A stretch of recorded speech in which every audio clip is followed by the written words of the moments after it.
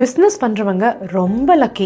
எப்ப வேணா வேலைக்கு போலாம், லீவ் எடுக்கலாம், ஏர்ன் பண்ற மணி எல்லாம் அவங்களுக்கு தான். இதெல்லாம் போய் எல்லாருக்கும் ஆண்டர்பிரினியரா இருந்து கிடைக்கிற சக்சஸ், ஆப்பர்ச்சுனிட்டிஸ், ப்ராஃபிட்ஸ் இதெல்லாம் தான் தெரியுது. ஆனா அவங்க கிட்ட என்ன சொல்றதுல தெரியுமா? அது கிடைக்க ஒரு வாரத்துல 7 நாள் வேலை செய்யணும். வெக்கேஷன்ஸ் எடுக்க முடியாது. சம்டைம்ஸ் வெக்கேஷன்ஸ் எடுத்தாலும் அங்கேயும் போய் வேலை செய்யற மாதிரி இருக்கும். ஃப்ரெண்ட்ஸ் அண்ட் ஃபேமிலியோட ஸ்பெண்ட் பண்ற டைம் கம்மியாயிடும். தூக்கம் கம்மியாயிடும். சம்டைம்ஸ் தூக்கமே இருக்காது. சக்சஸ் ஃபேரி டெய்ல் மாதிரி பில்ட் பண்ணி வச்சிருக்காங்க. பட் அது கிடைக்கிறதுக்கு நீங்க இமேஜின் பண்ணாத அளவுக்கு கஷ்டத்தை ஃபேஸ் பண்ணணும். ஆனா அந்த கஷ்டம் தான் இந்த சக்சஸ்க்கு மீனிங் கொடுக்குது. That's why everyone wants to be an entrepreneur. நீங்க நடு ராத்திரியில உங்க தலைய கையில பிடிச்சிட்டு அடுத்த பிசினஸ் பண்றவங்க ரொம்ப லக்கி.